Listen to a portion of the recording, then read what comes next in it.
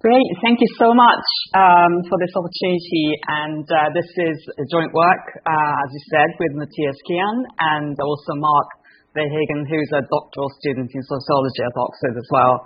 This obviously would have been Matthias's chance to shine, and he prepared the slides. So I'll do my best to be him, but obviously it's not going to be exactly the same. And really look forward to the discussant and other questions to come and comments. So without further ado, let me get started. So I'll spend a bit of time with theoretical framing and empirical context before explaining the data methods and analysis and some implications. So firstly, I think it's good to just review the wealth of literature that's out there about knowledge diversity in founding teams. It's considered to be good for venture success, as it enables exploring and developing a novel entrepreneurial idea. It also enables identifying alternative strategies from which the team can choose the best. It also helps obtaining external funding because investors look for things like financial competence and industry domain knowledge, among other things as well. I think the extant literature looks at access to diverse level knowledge from alternative routes within the founding team, also in founders' social networks and among early joiners. They may also combine two, but not all three of these different levels, and we want to look at all three at the same time by studying 315 Fintech and Lawtech startup ventures in three locations, New York, San Francisco, and London. And we look in particular at four distinct knowledge domains: coding, finance, law, and management. And to look at how they combine, the founding ventures combine these domains to generate and capture value. So just to give you a very brief empirical context, this is Eigen Technologies, which is one of the B2B Lawtech company that was set up by a physics PhD from Oxford, Lewis Liu.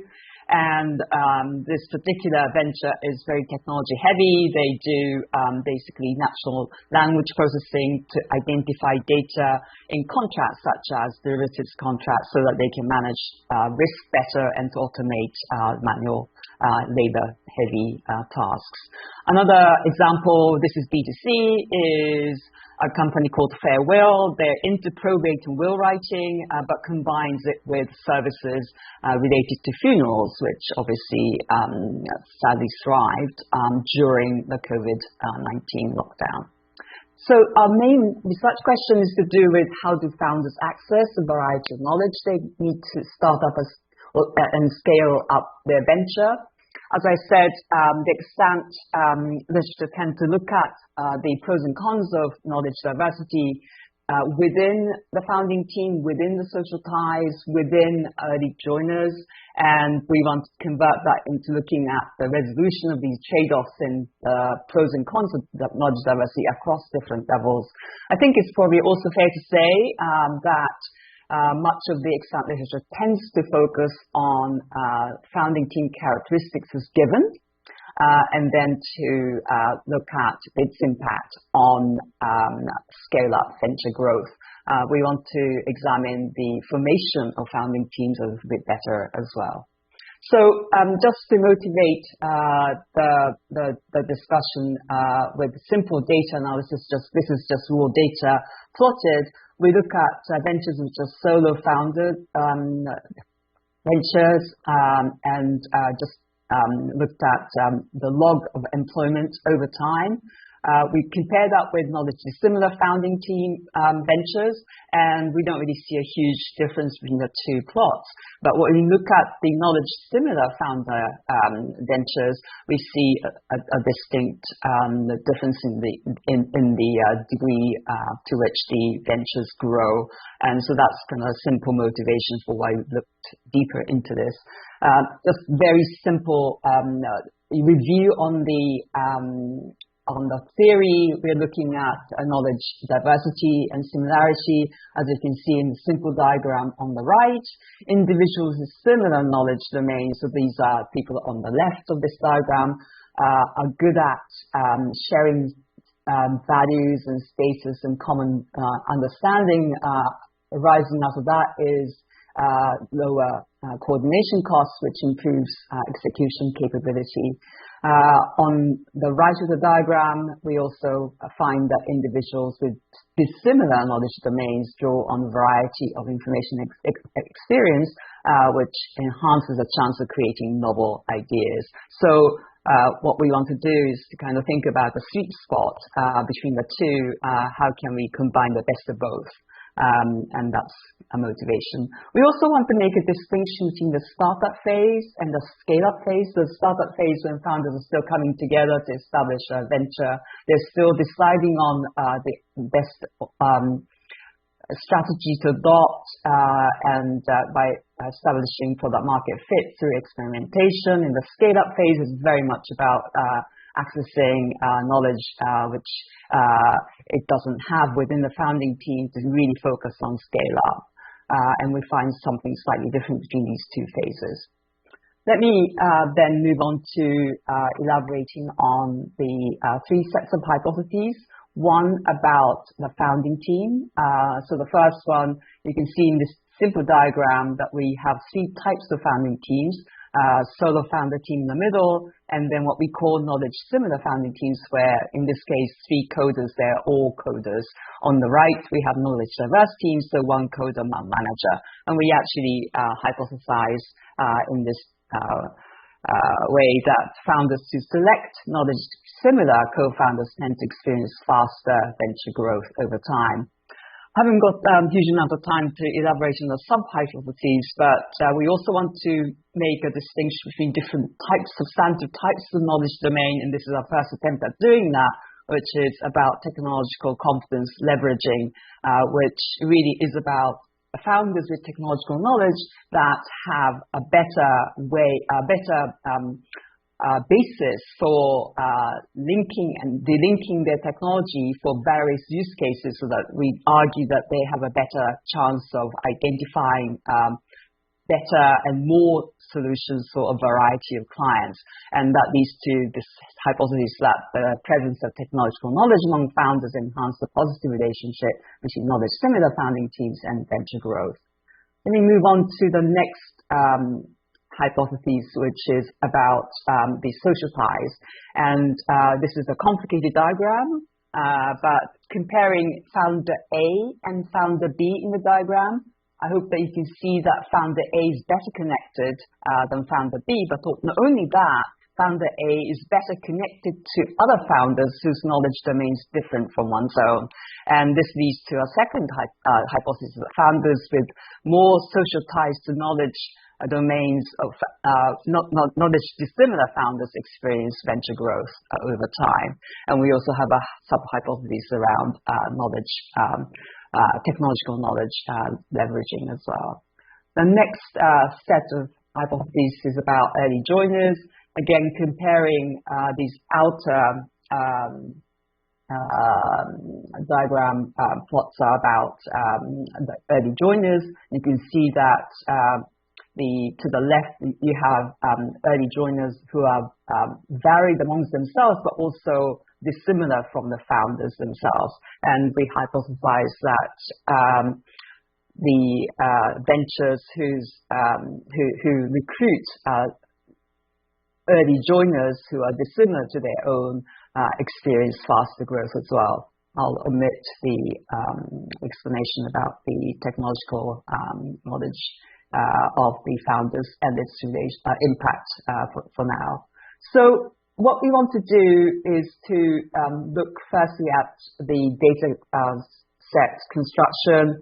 Again, I'll abbreviate many of the details, but we have 315 ventures founded in total by 600 or so founders, and we end up with 1,651 firm year outcomes using a variety of data sources, including the usual ones like Crunchbase, but also LinkedIn, important not only for looking at the employment and educational backgrounds of employees, but also identifying the so-called knowledge domains by using the endorsements on LinkedIn. So I'll move quickly on to the results. This is the breakdown of ventures into multi-founder teams and solo founder the ventures. I think it's just useful to see that the knowledge similar founding teams are the least common. And the dependent variable we rely on is jobs log of the number of employees at firm I in year T, and also we look at the cumulative funding in log raised by firm I in year T. The key independent variables about founders, we split into two: access to knowledge similar co-founders only, so this is knowledge similar founding teams, and access to knowledge dissimilar co-founder, which means that the default is solo founder. Social ties, we focus very much on other degree centrality, which is the number of social ties a founder has to other founders whose knowledge domains are different from their own. And early joiners, we use this variable knowledge dissimilar early joiners, which is a cosine similarity measure of the early joiners' knowledge domains relative to the founder's knowledge domain. We have a variety of control variables at the founder level, firm level, and also at the location level as well. And we have actually three, but two at this stage, estimation approaches. One is to use the Cox hazard model in the startup phase, so that we can better understand factors that accelerate reaching the scale-up phase. And secondly, we use the OLS regression, which is for modeling venture growth over time. Let me just share with you the variables. Just might be useful to know that the average funding raised is about $8.25 million US. Average number of jobs created is 20. And let me go straight into the results here, which is firstly hypothesis 1 and 2, looking at the Cox hazard model. With two dependent variables, the threshold that we created is for jobs that the firm has reached 10 employees. And then for funding, the firm has raised more than $1 million. And you can see that in the model where the red boxes, that access to knowledge similar founder only is positive and significant as expected. And for hypothesis 2, other degree centrality is obviously also positive and significant. We don't find significant coefficients though, however, for knowledge similar founding teams interacting with coder-founder, and also other degree centrality interacting with coder-founder. So we hope that we can do further analysis to understand whether or not this technological competence leveraging is a valid hypothesis or not. Next, we look at all three hypotheses together with early joiners included by using OLS regression, and the dependent variable is simply the log of the number of jobs created. We find that knowledge similar early joiners, because this is cosine similarity, we thought it would be easier to interpret that way, similar early joiners similar to the founders have a negative coefficient as expected. So that is to say that early joiners whose knowledge is dissimilar from the founders actually have ventures that grow faster. And again, we don't really find an interaction effect that is valid, significant here, and we hope to do further investigation on that. Last but not least, we wanted to combine the three sources of knowledge dissimilarity, diverse knowledge, in the founding team, in social network, and amongst the early joiners, by looking at the notional complementarities in the way that Vinyals and Milgram wrote in their chapter on the Handbook of Organization Economics. And we find some evidence here of interaction effects being significant, but obviously the method that they recommend is to binarize each of these three sources, and then to look at the impact of one diversity both in the absence of the other two diversity and in the presence of the other two diversity practices. And we find that particularly with early joiners, the presence of early joiners benefit very much from the presence of diversity in founding teams and in social networks. So there is evidence of system-wide complementarities, and we theorize this by using primarily a notion about shared cognitive frames and better communication understanding that can result in faster decision making. So let me wrap up by saying something about the implications, I guess, primarily for practice. And as I said, we make a distinction between the startup phase and the scale-up phase. In the startup phase, founders can benefit from considering selecting co-founders whose knowledge domains are similar, and that diversity in knowledge can be accessed by other sources, including social ties and early joiners. Particularly in the scale-up phase, though, this is the complementarity results, that diverse founding teams benefit much from complementarities in accessing knowledge to similar social ties and early joiners. Theoretical contribution, very much looking at trade-offs and advantages of knowledge, similarity, and diversity that can be best resolved across rather than within the three levels. And we also hope to dig deeper into the notion of complementarities in the scale-up phase in particular. So I think I rushed through quite a bit, but I hope that we captured some of the things that we have done, but also quite a few that we will have to do, and very much looking forward to your comments, Chuck, and others' questions, particularly on these lists of things that we'd love to hear more about what further analysis we should be doing. Particularly, we are working on thinking about instrumental variables to deal with the endogeneity problem, which is ever present. We're very aware of that. And also, we're certainly in the process of doing further interviews with founders and investors to ask about their mental frame and what they think they're doing to shed light on and provide further insights into our quantitative analysis. Thank you so much. Okay, it's all yours. All right. So thanks for the opportunity to read this paper, and again, my regrets for not being there with you all in person. I wish I could have been, but I'm glad to still have a chance to discuss the paper and participate a little bit in the conference. So I'm Chuck Eesley, Associate Professor in Management Science and Engineering and part of the STVP group. So let me start with what's cool here. So there are a few things that I really like about this project and this paper. One is matching the data from Crunchbase, LinkedIn, and including the data on early employees and the job postings from Burning Glass.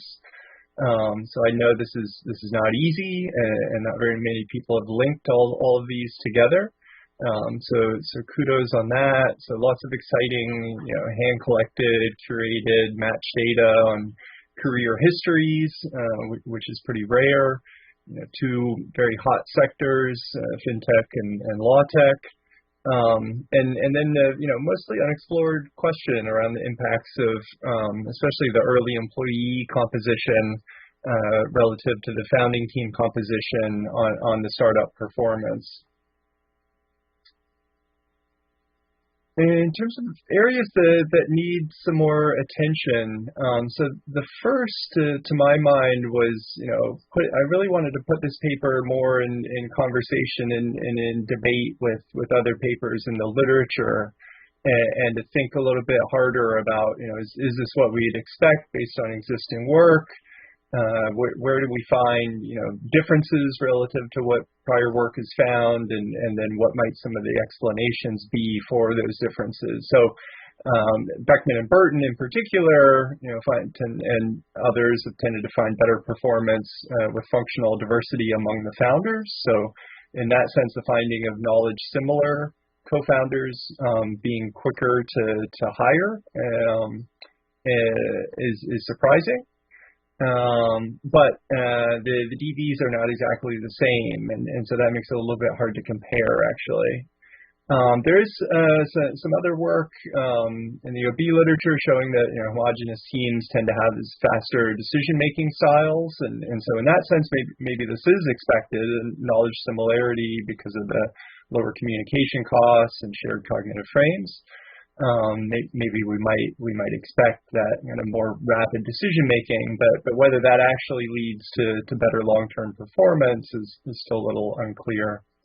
And then the Beckman and Burton work tends to talk a lot about imprinting effects, and so here the language is more around shared cognitive frames. There's similar ideas there, but again, you kind of get this sense of the papers kind of talking past each other rather than addressing in a more cumulative way.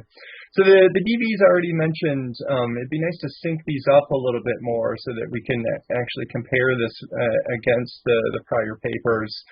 One big concern is that the fundraising could be leading to the hiring, or I think it's quite likely to be leading to the hiring.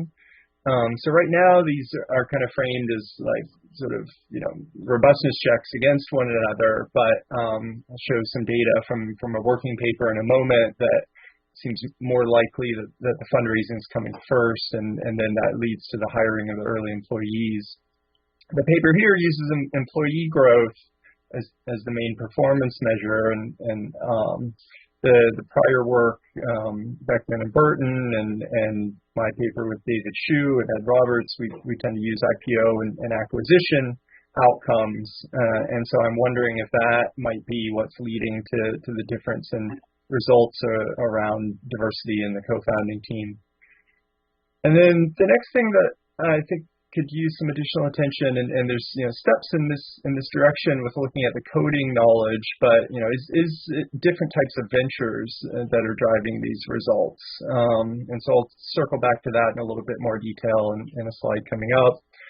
And then there's concerns about is this specific to these particular industries or to these particular locations, or there's certain cities that have been selected as well, or to the time period. Maybe I've gotten a little bit jaded having been in Silicon Valley through the crypto boom and bust, but I think we're seeing that a lot of these, if you sort of had a coder with a pulse, you could raise money around a fintech idea in recent years. But I think there's some things you can do there, obviously, to show there's some robustness there. So this is an interesting working paper by Ronnie Lee and Danny Kim that looks at job postings, also from the Burning Glass data and the timing you can see here around the funding. So this was what I was pointing to with the vast majority of cases they're using that first round of VC funding to then hire the early employees, and so these two are kind of pretty tightly linked. My own work in this area with David Hsu and Ed uses the MIT alumni survey, and here we're kind of inspired by this Gans, Hsu, and Stern framework around commercialization environments, and so the idea here being that you've got these two dimensions: how protectable is the technology, and how much do incumbent complementary assets add value, and so basically, the idea behind our paper was that, in the lower left-hand corner, that's where you're kind of competing head-to-head in the product market. And so there, you really need those commercialization functions like marketing, sales, distribution, because you've got to ultimately compete in the product market. But in the upper right-hand corner, where patent protection is effective and the incumbents' complementary assets are important, this is where you get competition more to invent, and then the companies wind up partnering for this downstream complementary capabilities in distribution, sales, marketing, and so on. And so what you'd expect. And what we found in our paper was that it was in the industries in the upper right-hand corner where having a tech-focused team of all engineers or all scientists was actually better, because then you got faster speed and greater capability to invent, which was where the competition was really happening. So for fintech and for Lawtech, I'm not sure, they might vary, but mainly perhaps in the lower left-hand corner, maybe in the lower right-hand corner. It's a little bit unclear, but this was one of the things that I was trying to reconcile was, is it just the choice of these particular industry segments that's driving this result around the similarity in the co-founders, and then the complementarity, the benefits to knowledge diverse early employees. So a few suggestions for improvement. I know this is time-intensive work to match up all these data sets, but it'd be really nice to expand the sample to more industries and more firms. I see very cringing already at the suggestion. But these are pretty small samples that we've been basing some pretty important findings around so far. The Beckman and Burton work is based on the spec data. That's just 161 companies. And it's actually selected on having to have 10 or more employees, and it was in the time period leading up to the dot-com boom and bust. My work with David expands this out to 1,100, but is limited to MIT alumni. These are kind of core facts around founding team composition and performance that the literature is largely basing on pretty small samples to date. So I think there's an opportunity here. Other DVs, as I mentioned before, would be really nice. A couple of things to be careful about. One is that I would be, you'll notice that Christine Beckman and Diane Burton in their work, when they look at company affiliation overlap, refer to it in that way and not in terms of degree centrality, because it's not really network structure data, and the folks that work with network data are pretty particular about this in my experience anyway. Verifying the LinkedIn coverage for early employees would be helpful, especially for failed ventures. I find that those somehow disappear from people's LinkedIn along the way. And in some of my own work, we've been, in response to reviewer comments, going back and trying to match up more things with LinkedIn. And I know that the coverage there can be kind of spotty when you're talking about small firms and startups. So it'd just be nice, I think it'd be a service to the field to know, like, how reliable is that data? Is it more reliable after a certain date? Things along those lines. What was I trying to say here? So the paper kind of mentions this, but I think it'd be helpful to be more explicit whether knowledge heterogeneity is doing the work around opportunity recognition or search, kind of at the early stage, or is this more about exploitation and scaling up? And so I think it might actually be too much going on in one paper to try to address both. At least in the beginning, it might be helpful to pick one and make all of these things more explicit. And then, I don't know, I was worried about something there about there being consulting firms in the sample driving some of the results around hiring quickly. And then, so overall, going beyond is a lot of citations to prior work, but trying to engage more deeply with a few papers here and put these results in contrast or in similarity with them would be helpful. I'm thinking a lot about this overlap with the venture idea or the type of venture recently, because I've been working on this paper with Bala Vissa and David Clow and a PhD student here where we're using the Stanford alumni survey data set to look at this kind of team formation, founding process pathways, and their contingency with different types of ventures. And so we are finding some real differences there between the sort of high-tech kind of lean startup type ventures versus the ones that seem to be more like small businesses or low innovation. So I think there's something promising around this kind of fit with the venture type or the idea that could be fleshed out more. The IVs, this was I'm not very good with PowerPoint diagrams, but this was my picking at the IVs a little bit. I appreciate the attempt, but you want the instrument to only be operating through the channel of the altering the endogenous variable. And so here you worry that what they're calling institutional knowledge similarity, basically the prior firms and the employment history of the founder, how overlapping those are. The concern is that could be driving people to find ideas that are more oriented around exploitation if they're more knowledge similar, and that people with more diversity in their prior employment history and there's more knowledge dissimilarity, that could be pushing them more in the direction of finding ideas that are more exploratory, more highly innovative. And that as a result, there's more R&D that needs to be done there. And so that's why it takes longer for them to make the first hires, because there's a longer R&D cycle relative to the lower tech, more exploitation-oriented, knowledge similar ideas where it's quicker for them to be able to hire right out of the bat. And this kind of comes from two ventures that I've been involved with firsthand, NovoEd, where there wasn't really a huge amount of innovation there. It's basically online education. As a result, we were able to fundraise and start hiring pretty quickly, but ultimately, sadly, it kind of had a mediocre exit. It's okay. In contrast to a startup I was working on during the PhD when I should have been working on my dissertation, PhD students in the audience do as I say, not as I did, bad idea. But nonetheless, very, very slow to hire. They're working on a new platform for developing new vaccines, and mainly needed to hire scientists who had specialized expertise in the area of vaccines. There's a lot of R&D that needed to be done on the core technology. So the fundraising was slow, hiring was slow, but ultimately this firm had an IPO.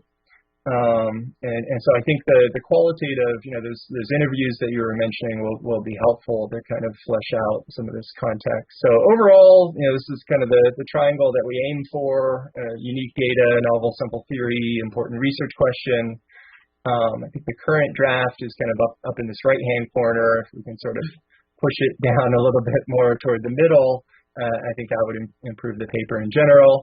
And then I also have a bunch of more minor comments I'll send to the authors. And as I was digging through, seeing like really no one's done this before, I also dug up a bunch of related literature, which I'm happy to share as well. So let me stop sharing my screen and turn it over to the facilitators in the audience for more discussion. All right, thank you, Chuck. I think we can open up the floor for questions and comments. Scott Stern. So I thought this was fascinating. I thought also Chuck did a great job of kind of anticipating a bunch of my comments. So I actually think so I want to extend what Chuck said, but I think even just sharpen it. I think that the notion that similar. So I want to make 2 points. The notion that similar, founders with similar, interests or backgrounds are quick to get started, but then they completely lose it if they're not able to attract subsequent dissimilar resources is an extremely nice, clear hypothesis that one could focus on like a laser, like at the exclusion of everything else. And interestingly, both Diane's work as well as Chuck's great work in the past, because they're looking at some longer-term, more consequential outcomes, kind of, I would think, would have conflated. Do you see what I'm saying? Right? I think, I don't want to misstate here, Chuck, but I think that's fair. And I think the idea of kind of understanding that trade-off, that if you in some sense, if you start with this diverse team early, you face a higher liability of newness, but boy, it's really helpful because you probably, kind of know what the higher four-year yields, it makes it easier to scale. But if you kind of, if you start really focused, you really quick at making decisions, you choose strategy, And I think that's what Chuck was trying to get. So I think I'm just repeating something that Chuck said, but maybe with a bit more target. And then the second point, which I think is really important, and I love Chuck and David and Ed's paper on this, is I think the idea that there's a complementarity between the composition of the founding team and the strategy, and then that's going to have implications for the growth of the firm. I think that's super important. And I just would emphasize that it would be I think putting on, particularly if you sort of have the view that choosing the strategy is up to the team, scaling the strategy, we bring on a lot of extra resources, those early joiners, to first approximation, sort of thinking through the consequences of that as it kind of relates to concrete strategy alternatives. Look, Chuck's cat has joined the conference, right? I think that'd be fantastic. So I thought this was really, really promising. I actually agreed with Chuck as well that I think this is a paper but I think you could reduce down the number of hypotheses to like maybe two, or at most, kind of two critical ideas. And I think, and kind of very much be generous to that prior literature, but sort of say, actually, they missed this kind of startup and scale-up step, and that really, I think, positions the paper nicely. There's also some other more recent work around that, and some of the work that Danny Kim's doing, but I think that really positions the paper. And Chuck might have his view on that. Okay. Yeah, exactly. The Danny Kim paper with Ronnie Lee that I mentioned there, this is actually one of the things they find, which is that if you hire too early before you've done your experimentation, then you're more likely to fail.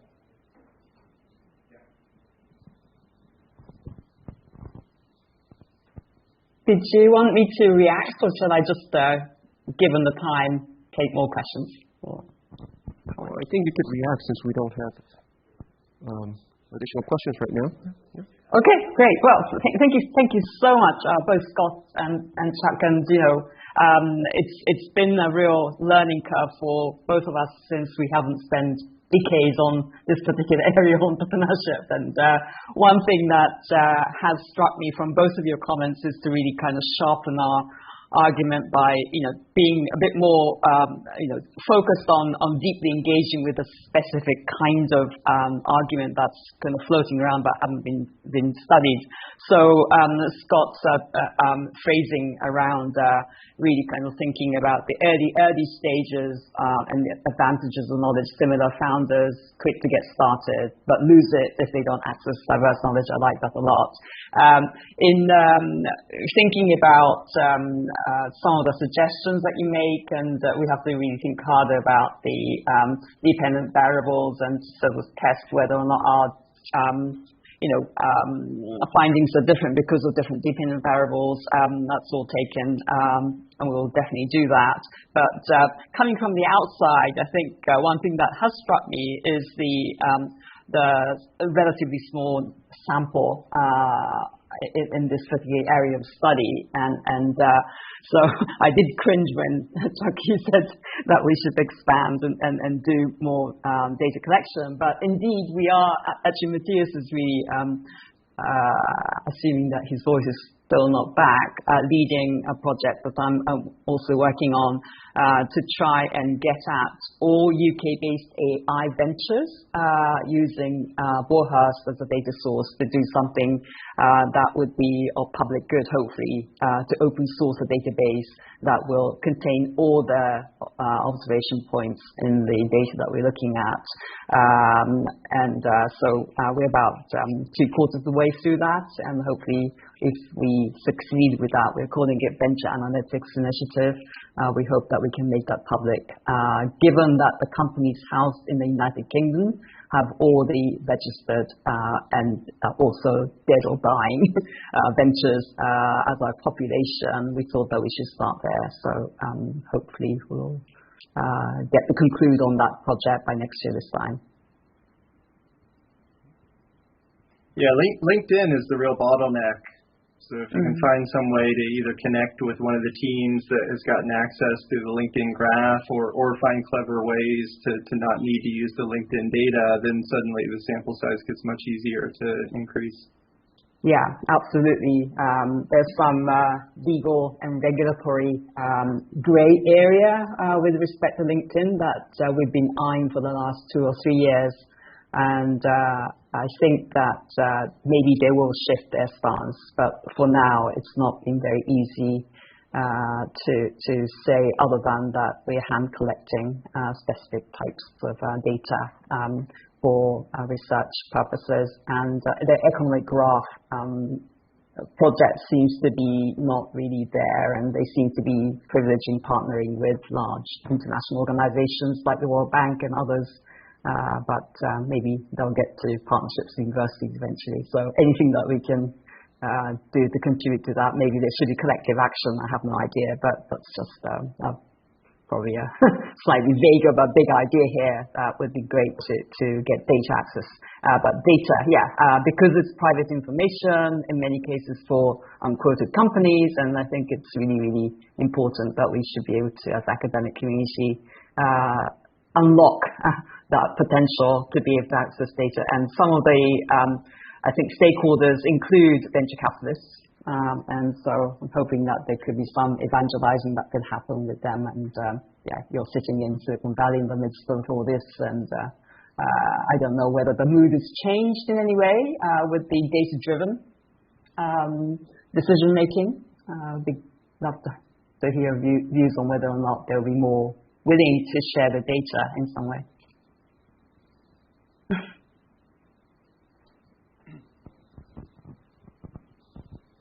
Any other questions from the floor?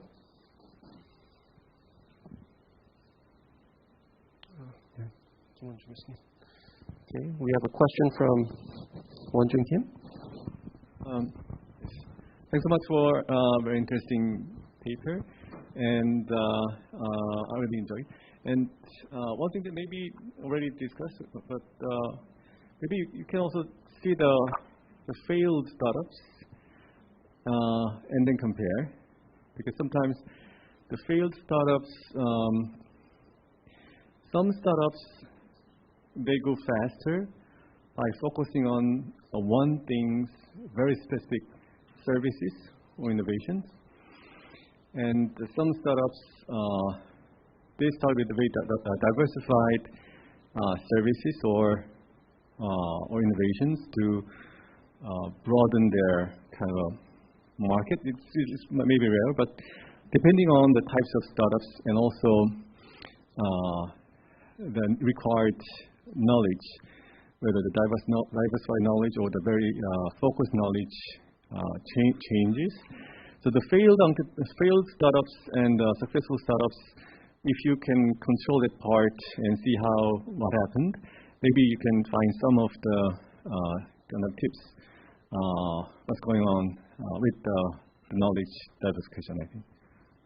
Yeah, thanks. That's a great suggestion. And I think that in maybe 10 years' time, we can do something like that. But we have purposely looked at Fintech and Lawtech, which, if you think about 15 years ago, these terms probably didn't exist in the way that they do right now. And so it's really emergent markets that have emerged. And there are some companies that have been acquired, no IPOs as far as I know, and some that have failed, as in they've exited, but the numbers are so small that we need to kind of give it a bit more time, I think.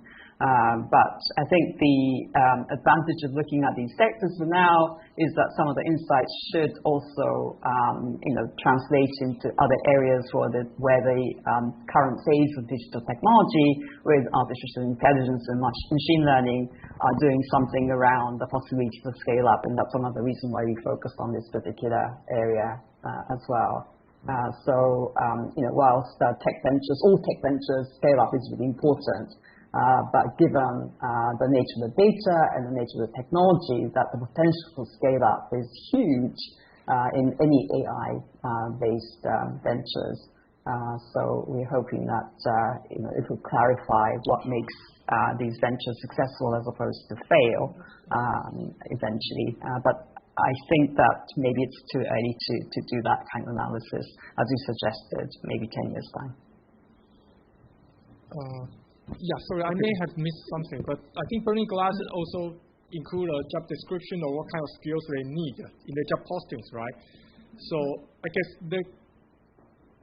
okay, let me think. If I started with a founding team with similar skills, then actually you can tell from my job posting that I'm looking for homogeneous type of workers or heterogeneous type of workers. So I wonder if you have explored this dimension, or maybe I have missed something. No, you haven't missed anything at all. So burning glass is actually, we're using that to write other papers at the moment. And so for now, for this particular paper, it's only the number of job ads. But your suggestion's really great. We can actually look at what kind of early joiner adverts they put through with some job description that mentions, as you say, skills and some of the task requirements. That might be a good one. But except that, of course, in senior early employee hire, I assume that job ads may be only one of a number of different ways in which venture founders identify potential hires. I think investor recommendation and or other kinds of informal networks are much more important at senior hire level, and we're really looking at people who are senior hires at the early stage with titles like vice presidents and so on. Not exclusively, but that's the idea. So burning glass may actually be comprehensive in more kind of middle ranging set of jobs than focusing very much on senior hires. Okay.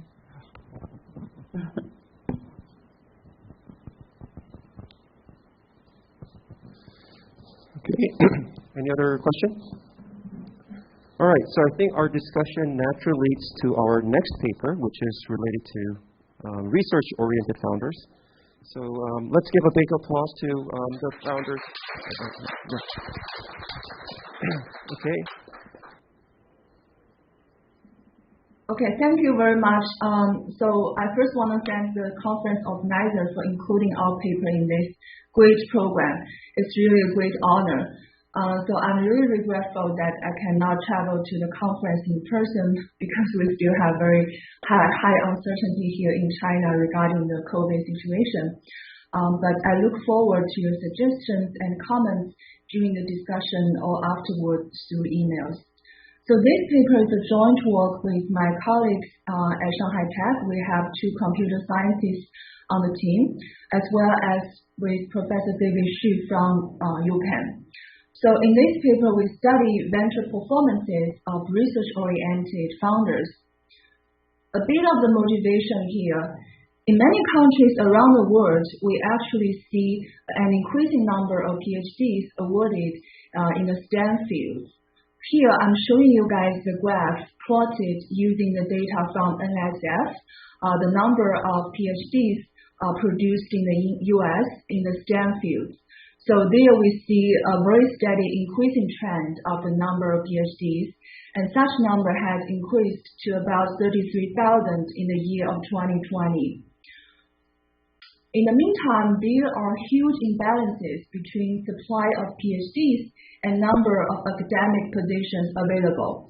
If we use the life and health sciences in the US as an example here, the chart on the left is showing us a similar trend of increasing number of PhDs produced in that particular field.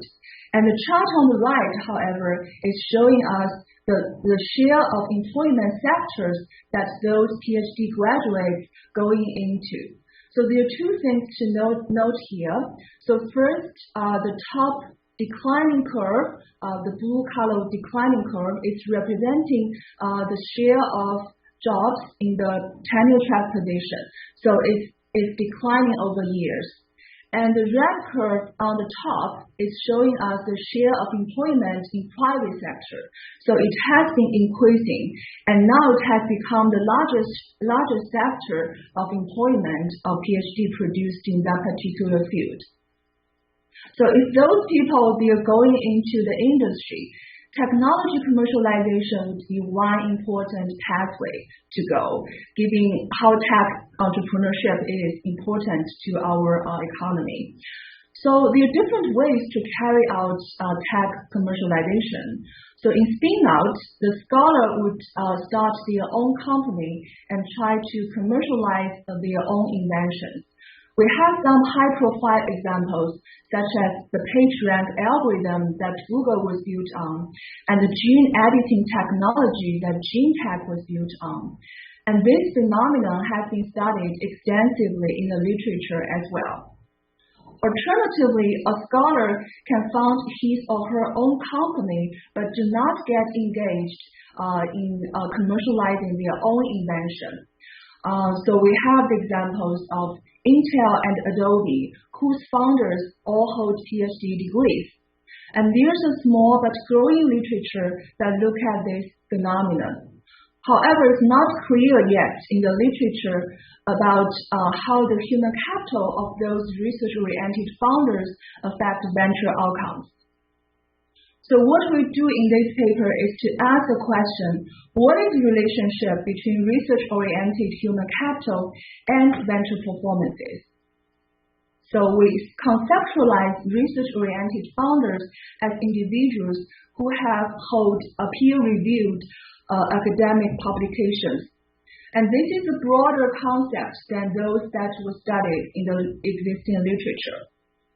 To reconcile the mixed results in the existing literature, we examine the contingencies of performances of those ventures started by research-oriented founders.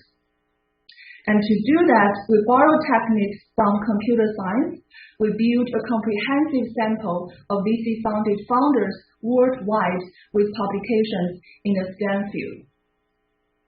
And we also examine the team nature of founding team, which echoed nicely with our previous presentation today. So let me just briefly review the literature and introduce our hypothesis. So human capital is a key factor of venture production, and the existing literature talked about many different ways that human capital can be attained.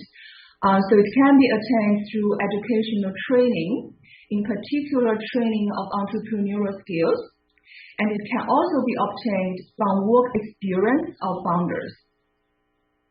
However, it's not clear about how the human capital gained from research experience affect venture outcomes. So no consistent results have been established yet. So we build on the argument from Healthset and Lieberman 2002, the greater the similarity of pre-entry resources and those needed to succeed, the more successful is the company. In other words, we explore the contingencies under which the human capital of research-oriented founders can be beneficial to their venture outcomes. So here comes our first hypothesis. For research-oriented founders, if they start their ventures in the domain of their research expertise, they would experience better venture outcomes compared to observationally similar non-research-oriented founders. In hypothesis 2, we note that there is high heterogeneity among research-oriented founders. Those with higher research productivity and quality will be associated with better venture outcomes. And then you may ask, what if those research-oriented founders want to start a business outside of their domains? What can they do? So we explore the recourse they can take by looking at the complementary human capital they can get from their team. So this is our hypothesis 3A. For those research-oriented founders starting business outside of their domain, they can assemble a founding team with complementary skills, specifically with skills in business, marketing, or law, that will benefit the venture outcome. We also note that the extended team should include investors as well. So here comes our hypothesis 3B. For research-oriented STEM founders starting business outside of their domain, if they have early-stage investors with complementary skills, they would also benefit. So next, let me just briefly talk about the data and our sample. So the data comes from three main sources. In Teachbook, we acquire information on equity investments received by startups around the world. So our sample spans from 2007 to 2015, and we leave at least 6 years to track the outcome of those startups. And we also extract information of scholars' publication records from Microsoft Academic Graph or MAG. So it's a rather comprehensive data. And then we have Crunchbase. We supplement information from Crunchbase regarding the active events of those startups. So one big challenge of doing this study is to link founders in Teachbook to author profiles in MAG. So how do we do it? So we borrow techniques from computer science, and in brief, we set up 4 criteria to have a link between the 2 data sets. So a matched pair of founder and author, they should have the same name. They should have similar affiliations, which is decided by algorithm. The field of publication of the author has to be sufficiently similar to the education major of the founder, which is again decided by our algorithm. And last, we require the first publication of an author has to be dated no earlier than the start year of undergraduate study of a founder. After performing the 4 steps, we ended up with around 8,000 founders with publication records in the STEM field. So we did check how precise the link is. We randomly chose 200 matched pairs of authors and founders and manually checked how precise the link is. And the false positive rate is 2%, which we found tolerable. And then we remove observations missing covariant. Then we ended up with around 3,800 startups used in our final analysis. So those startups are founded by research-oriented founders. And because we want to explore the contingencies of the performances of research-oriented founders, in other words, we want to examine whether they start business within their field of expertise or outside that field. So we compare the industry of the venture to the publication field of a founder to make a decision if it's a fit. So we find that in about 56% of the cases, a venture is founded in the same domain with that of the expertise of those research founders. And in our hypothesis 1, basically we're comparing between research-oriented founders to non-research-oriented founders. So we make sure that they look observationally similar by performing exact matching. And the matching is based on the following characteristics.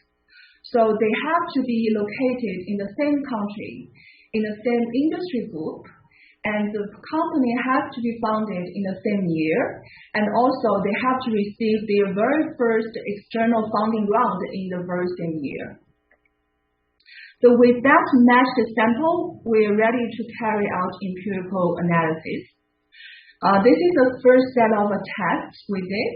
So here we are comparing between the research-oriented and non-research-oriented founders to test our first hypothesis. And in terms of the dependent variable, we consider the outcome of the venture. So there are 2 alternative measures of outcomes we consider.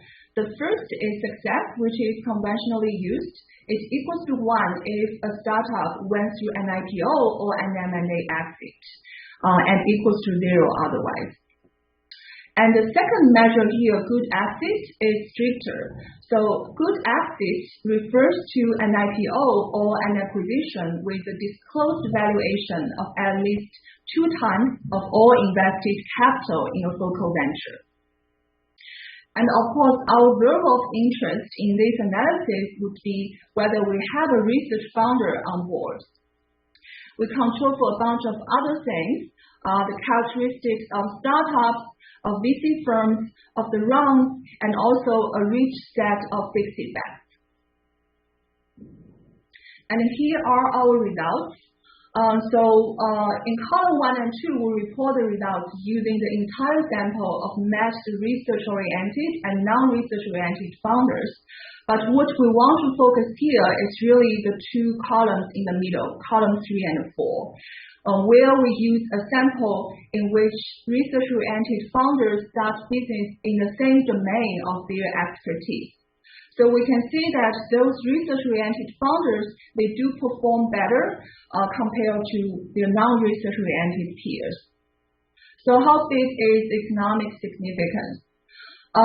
So the research-oriented founders, they experience an absolute increase of 1.8% in the likelihood of having a good exit compared to their non-research-oriented founders.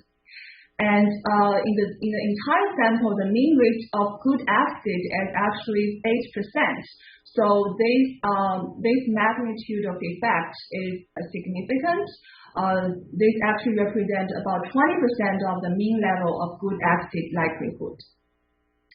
As a comparison, in columns 5 and 6, we also report the results using a sample in which the research-oriented founders start a business in a domain different from their expertise.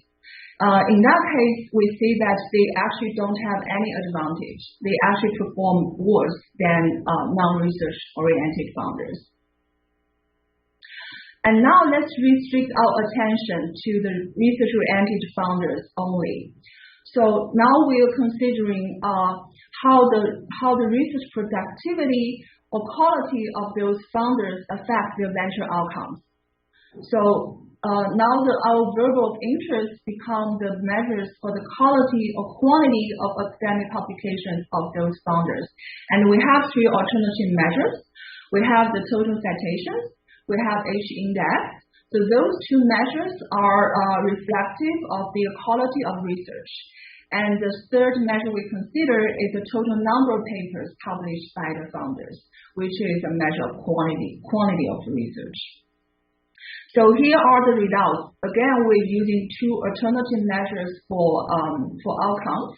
And we see that all 3 measures of research productivity or quality are positively related to the venture outcome. And we note that the 2 quality measures, citation and H-index, they are always positively and significantly related to outcomes. But for quantity, the quantity measure is not related to, it's positively related to success, but that relationship is not statistically significant. So it seems to suggest that research quality matters a lot to the venture outcomes. So finally, we turn to examining what's happening when those research-oriented founders start a business outside of their domain. So can they benefit from having complementary human capital from their team? So this is the specification we run. Again, in this test, we consider a sample consisting of matched research-oriented and non-research-oriented founders. And in particular, we're interested in the interaction term here, research founder and H. So H is a vector that contains 2 variables. The first is an indicator if any member on the founding team holds degree in the area of business, economics, or law. And the second variable containing H indicates if we have a specialist investor investing in the company. So that specialist investor should be focused on investing in that given industry. They have very high percentage of their prior investments made in that given field. So now let's turn to the results. And we want to focus on the 2 columns on the far right, column 5 and 6, in which we use a sample where research-oriented founders start a business in a different domain from their expertise. So there we can see simply being a research founder does not give them any advantage at all. Actually, they're performing worse compared to non-research-oriented founders. However, they can compensate by having by having complementary human capital on the team, by hiring co-founders, finding co-founders with expertise in business, law, or economics. But we do not find a similar complementary relationship regarding having a specialist investor on board. So the conclusion is that the complementary human capital of founding team helps. Okay, so let me conclude. In this paper, we examine the contingency under which ventures with research-oriented founders outperform in relation to non-research-oriented founders. And we viewed this comprehensive data of VC-funded founders with publication records in STEM fields. There are two main conclusions to take away. The first is that research-oriented founders, they do outperform if they start ventures in their own field of expertise. And the second conclusion is that if those research founders start a business outside of their domain, they should recruit co-founders with complementary functional background. So that's all for my presentation. Thank you. All right, so it's very clear what they're trying to do. The research question is, when do ventures founded by research-oriented entrepreneurs outperform? This is actually highly related to the discussion that we had earlier with the earlier paper. And their outcome variable is IPO or a great success in terms of measuring M&A of this venture. Their treatment is whether the founder was a research-oriented founder, measured by having a STEM field publication. Okay? And probably a lot of them, if not the vast majority of them, have a PhD degree in the STEM field. The control group is a matched sample of non-research-oriented founder, and the matching dimensions use those four observable variables. It's a great paper, first of all, because I know they went through a great time in matching all these databases, going through all those publications, articles, author names. I know how laborious they are. Probably Matt Marsh knows that better than I do. So they did a great job with like AI and machine learning techniques in matching all those data. And also, I think it's a great paper because the moment that I was assigned with this paper, the research question is really important. We spend a lot of money and a lot of time training our PhDs. I don't know about you guys, but at least we pretend to do that, right? So this is a really important question, not only for the PhDs that we are training, but also for the university, as well as for the society, because a lot of resources are spent in training these highly competent PhDs in the STEM field. Now, the majority of them, as you saw in the presentation, actually go into the industry. Not many of them end up getting a tenure job at a university. So we should know a lot more about what they do when they go into the industry. And I know guys like Henry Sauerman and Michael Roach has a lot of papers on their career trajectories. But this paper is looking at their ventures, research-oriented ventures compared to non-research-oriented ventures. We should know a lot more about these deep tech entrepreneurs because probably they're not founding just another mobile app. They are really probably working on some significant deep tech innovation projects trying to commercialize it all. Okay, so that's great. So really important question. I only have one slide, by the way, so try to keep it very simple, but I do have a lot more notes here. So let me just focus on some of the things that I think could contribute to room for improvement. Well, first of all, you have a very rich set of data, and I think it's somewhat underutilized because for matching purposes, you're only using 4 observable characteristics. And I understand that as you add more variables for matching purposes, the matched pair and the sample size will shrink. So you're going to have a trade-off between the quantity of data that you could use in your analysis, but you could also raise the quality of the matched pairs. And some of the matched dimensions that I would have liked to see more on is about the individual characteristics, especially about the age of the founder, I think that should be important to match before you run your regressions. But I think in general, you could do a little bit more using some meaningful variables for matching purposes.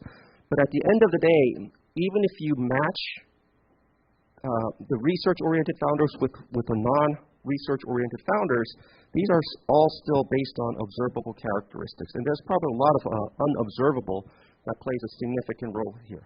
And I say that because, not because I want to be picky, but because these researchers are probably the initial condition of the venture that Chuck Eesley was talking about earlier. And there is a significant time lag between the founding date and the IPO, which is the outcome of interest here. So a lot of things can happen between the founding date or the founding condition and the eventual outcome this paper is trying to pick up. So I know it's a very difficult job to measure all of that and what happens in between, but at least if we have a little bit more substance or some anecdotal evidence why we see researchers going into a certain field and how they succeed, and why they even go into a domain that they're not even comfortable with, because that's what we are actually observing here. So that was the causal inference versus the causal mechanism story. So me personally, I'm okay sacrificing a little bit of causal inference because studies like these, especially if the research question is important, causal inference is almost impossible to track down. But at least if we could understand the causal mechanism of why things are happening the way it is, I think that will bring some insight to people who are interested in this domain. So why go outside of expertise to found a venture? It's not clear. I mean, the data is there, but we don't know why these probably PhD holders are doing something else. What kind of ventures are they? And the thing is, it wasn't even clear to me whether the founder was a CEO or CTO or just a joiner. You want to say that? Okay. So for a lot of these PhD holders and some of the data that I looked at in the past, a lot of them are actually CTOs, right? So I think that is a very important founding team characteristic. So maybe if we could say something more about that in the paper, that would bring a lot of the richness out of this. The other thing is, your co-author, Davis Hsu, has an awesome paper that he didn't cite in this paper, which is co-authored with Chuck Eesley, that Chuck Eesley was talking about earlier. So Chuck Eesley and Davis Hsu has the founding team contingency and the final outcome. I think that paper should be cited in this paper as well because it has a similar flavor. And when I met Chuck earlier this week at the AOM, he was talking about, I don't know if Chuck Eesley is still with us online, but he was talking about, so we tend to talk a lot about product market fit in our entrepreneurship classes. He was also emphasizing it's equally important to think about founder product fit, right? The founding team and the commercialization strategy or the product fit sometimes they're not just right for the founding team. And especially in this category, a lot of these PhD holders may be selecting a business model or a commercialization strategy that doesn't necessarily fit their skill set. And some of that is complemented by the co-founders that they are hiring, and that's already reflected in the paper. But I think if that is the case, maybe we could bring out a little bit more anecdotal evidence and story of why things are happening the way it is. Okay, and the other thing that I wanted to see a little bit more was we are focusing on IPO as a success measure and a good exit in terms of M&A. But in this context, I think what's a meaningful outcome is minimizing damage. So how less of a failure these PhD holders or STEM field founders are experiencing, because this might be a different breed that are not necessarily aiming for a huge, billion-dollar unicorn thing, but they might be highly educated people. They at least have some scientific publication. So maybe the failure rate could be different, or they could minimize damage in some way. So that might be another outcome variable that you could include in this paper that could complement the richness of the story that you could talk about.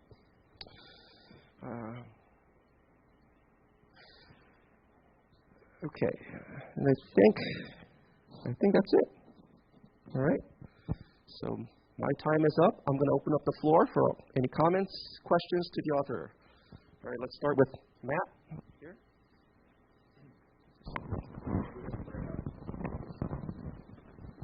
Is it working? It's working, great. So I have 4 comments and one thing I'm not going to say. I'm not going to say anything about the inevitable comment about how more promising ventures will recruit co-founders and people will start ventures where they have knowledge. Like, obviously, there's endogenous problems. I'm not going to talk about that. I'm going to praise the authors because the matching is incredible. You did an audit without reviewer 2 yelling at you to do that. That's fantastic. But here's the thing you didn't talk about, Appendix A. Which is amazing. So the Microsoft Academic Graph has an author ID, which is pretty good. But as you said, it's super conservative. I am 3 different people in Microsoft Academic Graph, and you went through and fixed it. And you need to brag about that. It's incredible, and I hope you open source it. It's amazing what you did. And you should mention that when you present this. It's really, really great work. And no one here knows what you did. It's really great. I have a question. So that's 2 things. Third thing is I have a question for you. You talked about founders, but there's like 200,000 people in PitchBook. There are founders, as Yongwook said. There's CEOs, CTOs. There's also a bunch of executives they're just kind of attached. And I don't know who you match. Did you only match people with founder in the title? Did you match every executive that's listed? That would just be a question I have for you. And then I do have one critique, and this is the critique. So when you said researchers starting companies in different areas, when you say different, you mean really different. Because in Appendix C, you match 4 industry sectors in PitchBook. Okay. Now I don't like this because PitchBook has 3 different industry level categories, and you pick the very coarse one, the sector, which is 6 categories. That's too. So you're saying like somebody is in healthcare, energy, IT, or materials. That's it. You should at least go 1 level down to the 41 categories. That's the group. And match research to at least 41 categories, if not the 200 categories, which is the other one. Okay? Because right now, if the founder goes, if they're in health and they go to materials, that's so different that your results don't surprise me. But I would be curious whether if they were in like semiconductors and they go over into some different materials, do you still see this same sort of difference? And I know I'm asking you to do more matching. You've already done more than anyone's ever done. But that's the one thing where I'd like to see a little bit more refinement. Okay. But anyway, thank you so much. Awesome. Okay. So I know there is no identification test here, so I'm not going to talk about that. But I think at least you probably want to show the mechanism, right? You show a very nice pattern, but okay. And I think I can contribute too with those research-oriented guys, founders, they are better in selecting, or they are better in contributing to the success, and both can coexist. I'm totally fine with that. But let me emphasize the first one: they are better in selecting because they have a better, current job. Right? So when they are selecting possible entrepreneurial opportunities, start opportunities, of course they are going to look for those which seems really promising, which will succeed, like backed up by Samsung or something, right? They will succeed almost for sure. So then they will jump in. And this is a ex-ante selection that has already basically determined the outcome, with at least 50% of weight. So anyway, so I think you probably can consider like testing these 2 mechanisms or even more. Yeah, to enrich your story. Yeah. Another question over here.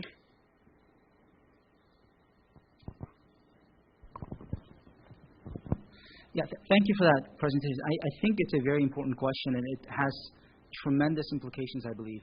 But I think I'm building on what Po just said. The mechanism, it seems to be, if you can get at that, is going to give us a lot more to think about. Because is it because that these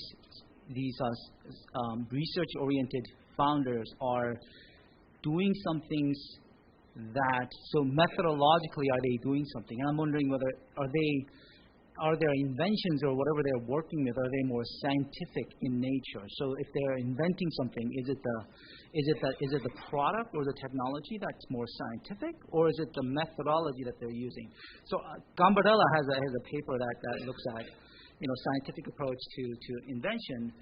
and I'm saying this because getting a PhD takes 6 years, 5 years, whatever, right? So if we can bypass that and know what it is that's driving this, and maybe train some people over a course of a month to be more scientifically thinking, or to I mean, because in the paper that Gambarella writes, he does like this experiment where he trains or coaches people to think more scientifically. That's a lot easier to do than to put people through PhD programs and then have them spend 6 years to think about this in more scientific way. And that's a lot more resource intensive than if we can just train people to do some things that they need to do to be successful. That'd be a lot easier. So I thought if you can get at the mechanism a little bit more, then I thought it'd be a lot more useful to think about.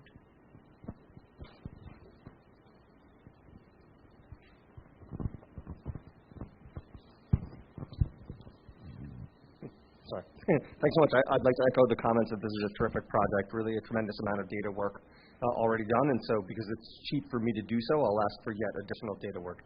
So you noted that the folks who publish more and who publish better end up being better research founders, especially within their own domain, and I think you can add a little bit to this by just adding on their patenting in addition to their publications, whether the folks who've been working already at the intersection of commercialization end up better off. And then another way you may be able to get at some of these mechanisms would be to learn a little bit more about the identities of these research founders. And maybe not for the entire sample, but for a subsample. Can you identify whether they're still academics, whether they're postdocs, whether they're PIs? You might be able to get some of that out of the publications data. Or whether they are graduate students who had worked with research founders. So did they spend their time as grad students working with people who had commercialized so that they learned that already as they're being incubated?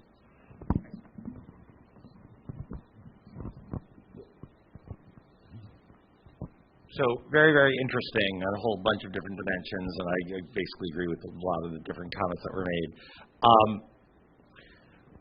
I'm going to come back to something though that I've made this comment in other forums, but sort of right. No matter how skewed you think the distribution of the impact of entrepreneurship is, it is even more skewed than that. It's just so incredibly right in terms of its impact. You know what I'm saying, right? And so you sort of know. Well, I think these people had to get PhDs. No, they just had to publish, right? Yeah, right.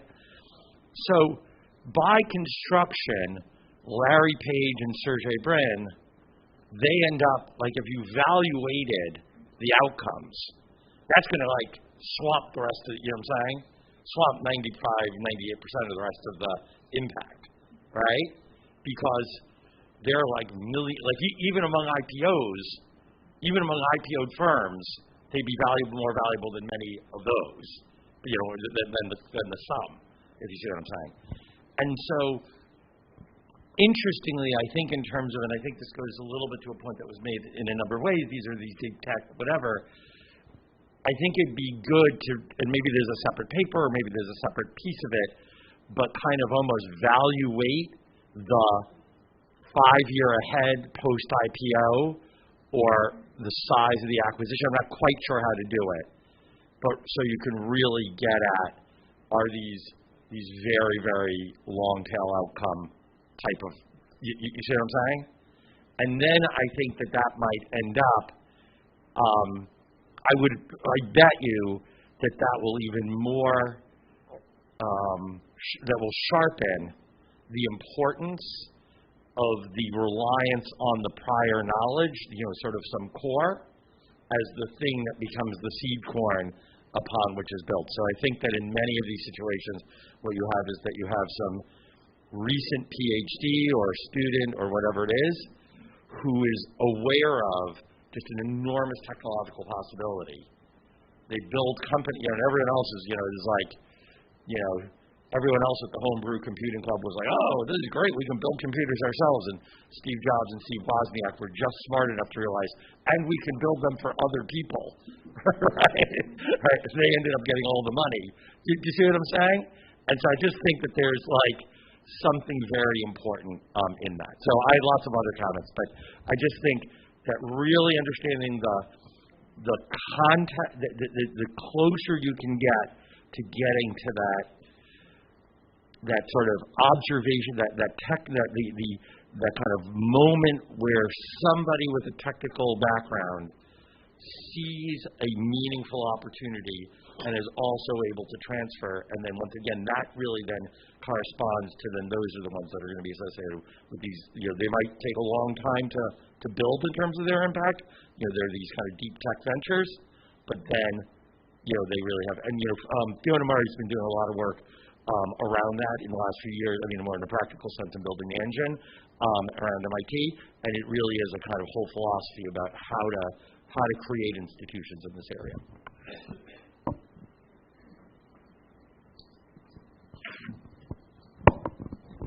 I actually want to follow up on Jeff's comment earlier. So while he was talking about his comment about the grad students, the faculty members, it reminded me that because you're using the U.S. data, the implication of this research could have profound meanings for the NSF I-Corps program. They're trying to evaluate the effectiveness of the I-Corps program in multiple ways. And they could use your research, if you could distinguish between the faculty members and the grad students, to see who are actually making the impact that you're seeing in your results. Probably if I-Corps is doing a great job, it should be the grad students doing the great job, right? Yeah. I mean, the other thing I'd say, David did some of this when we did the DOE study of Department of Energy, which you served on the committee for, but absolutely. I think that sort of there's this huge challenge in evaluating. One thing I might look at, I think there's a separate paper here, is if you select, David would know the data as well, is if you could see within the Crunchbase data the SBIR-funded firms because it's automatically coded, and I think actually just kind of doing a little bit around that might be a valuable thing. The I-Corps is a little bit different, but yeah, absolutely. But that's true. You can talk to a few people in this room, but yeah.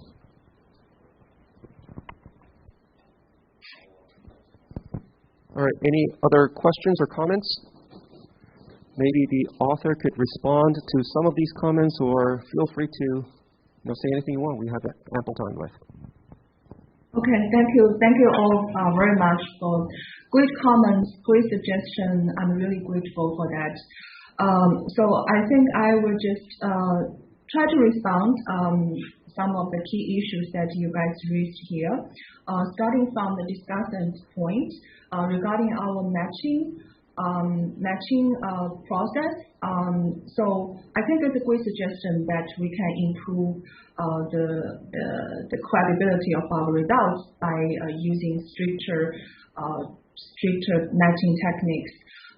So that is something we can think about, adding more characteristics in our matching algorithm.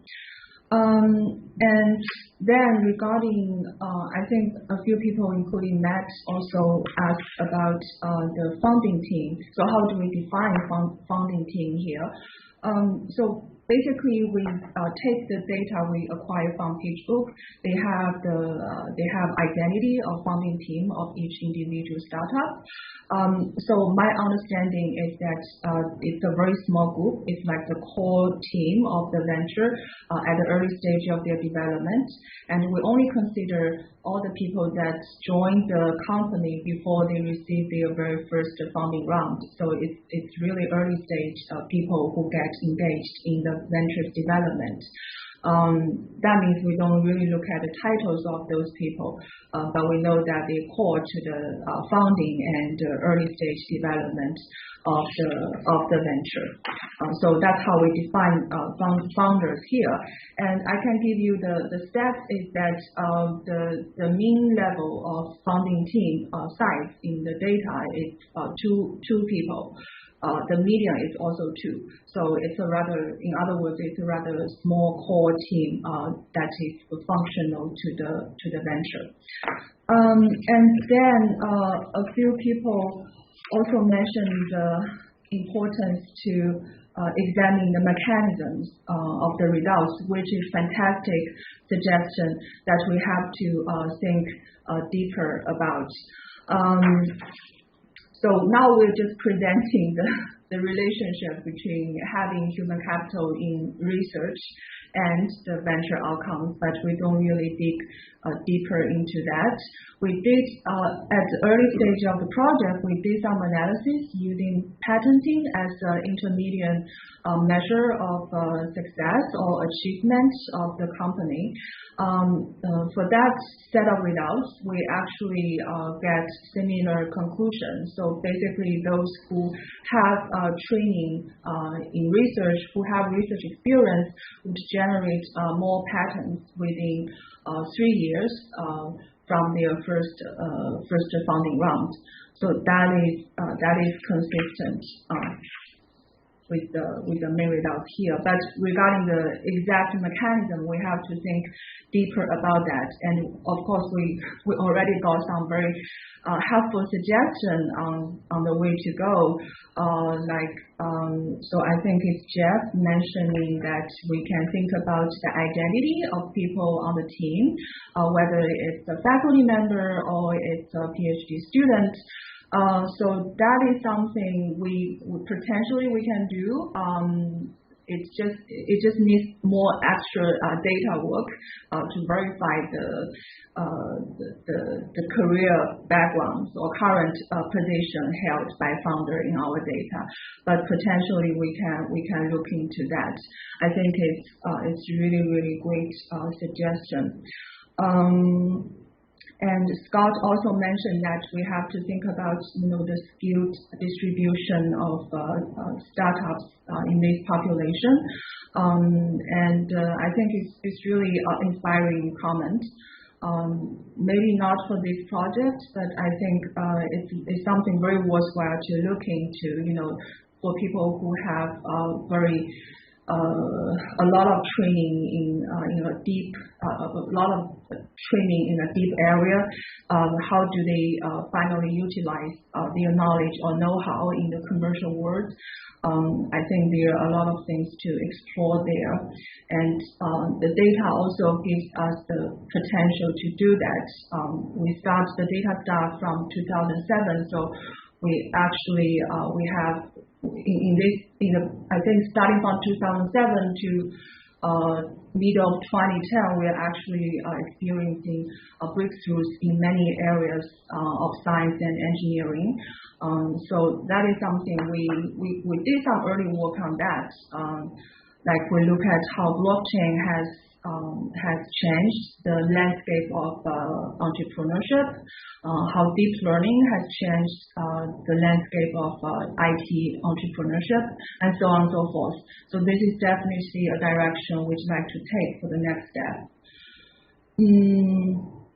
Did I miss? Okay, so and also we have great suggestion about maybe this work can help NSF evaluate the I4 program, and also we have SBIR. Yes, so in Teachbook we also have SBIR identified as investors, so we can know which startup has received grants from SBIR. So those can be potentially done. And one thing I like to clear up a bit is that this data set is actually worldwide. It's a global data set, even though US is disproportionately represented in this data, like 67% of startups in this data are based in the US. But we do have companies located in other countries, in Europe and in Asia as well. So it's a global scale data. And regarding math comments, so thanks for the praise. So we did do a lot of work on this ambiguation of the math data. So because math, they kind of conflict the authors recorded in the data set. So we did the cleaning in the first place before we start working on the empirical analysis. So definitely we have to emphasize that more in the paper. And I also appreciate Matt's suggestion that when we check the match between a venture and a founder's area, we can go we can take an even finer approach. So we can look at the 41 industry groups in PitchBook rather than the broader ones. So currently we use the broader ones because in the data we actually see a lot of interdisciplinary work by authors. So we want to make sure that somebody who's working on the combination of AI and chemistry, they are not mistakenly labeled as working in a different area if they're starting a business in healthcare. So that's why we did what we're doing in the first place. But I think as a robotics check, we can definitely doing a more fine-grained analysis. So I think that's all the comments and suggestions. And some of the comments I definitely will have to go back and think deeper. And I feel a lot of suggestions are very helpful for improving the paper. So I'm truly, truly grateful for all of that. Thank you.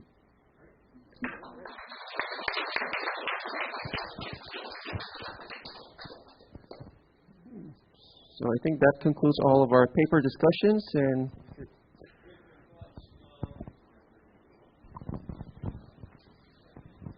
thank you for everybody, especially thanks for the great presenters, very interesting and very promising papers and great discussions. And let's give all of the presenters and discussants a big hand for this conference. The last program was Squid Games.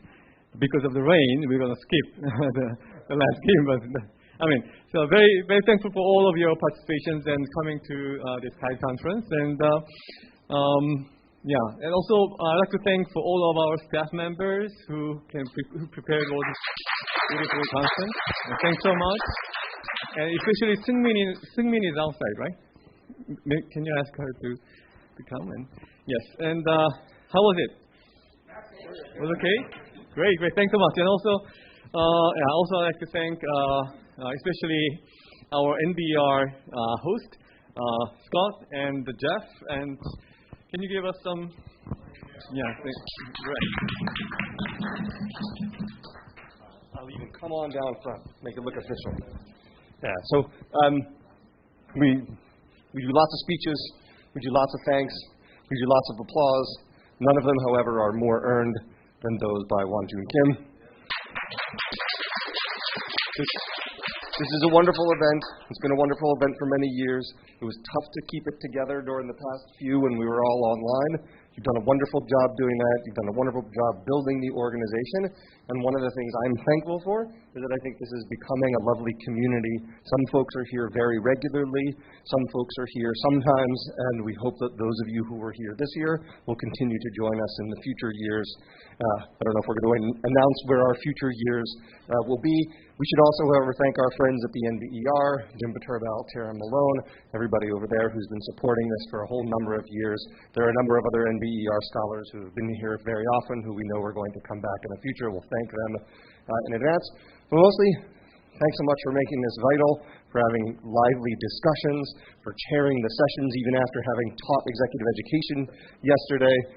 We're sorry that we didn't get everyone here in person, but hopefully next year's events and the following year's event will all be without health concerns, and we'll continue to work on such exciting projects, and possibly without masks. So thanks so much to everyone. Thanks again, Wonjun, and everyone here at KAIST.